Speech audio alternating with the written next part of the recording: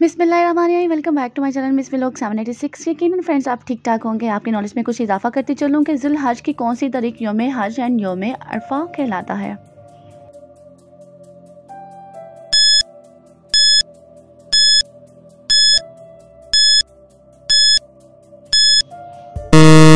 तो इसके जवाब आपके साथ शेयर करती चलूँ कि 9 ज़ुल हज।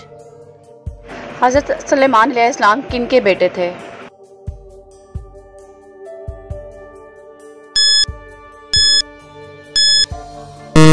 तो इसका जवाब है जी हज़रत दाऊद अलैहिस्सलाम के।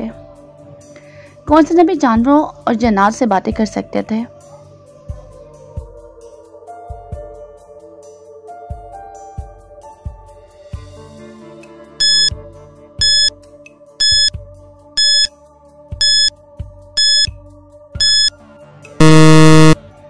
तो इसका जवाब है जी हज़रत सुलेमान अलैहिस्सलाम। रमज़ान के लगवी मायने क्या है? पाक, तरबियत, रहनुमाई, शदीद गर्मी।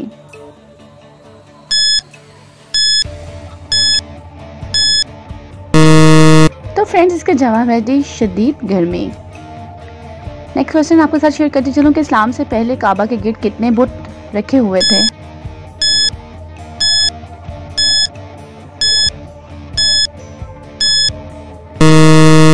तो इसका जवाब है जी 360। किन पैगंबर की कौम पत्थरों की बारिश से तबाह हुई थे?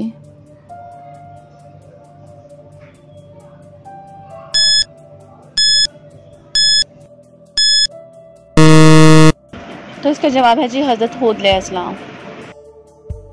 किन अजीम शख्सियत को हज़रत मोहम्मद सल्लल्लाहु अलैहि वसल्लम को देखे बगैर सहाबी का दर्जा मिला?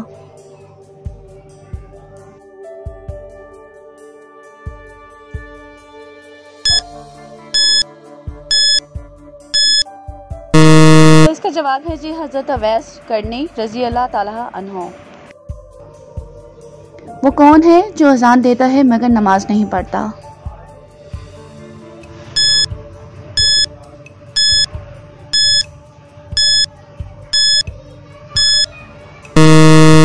तो इसका जवाब है जी मुर्गा।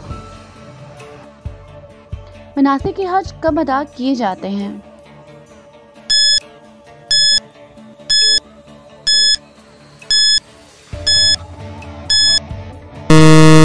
तो इसका जवाब है जी मुसलमान हर साल 8 ज़ुल हज से 12 ज़ुल हज तक सऊदी अरब के शहर मक्का में मनासिक हज अदा करते हैं।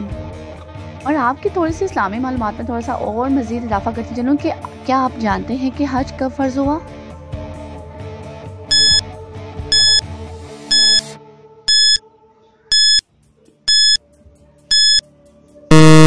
तो इसका जवाब है जी 9 हिजरी को। हर जिंदगी में साहिब इस्तिताअत के लिए कितनी बार फर्ज है?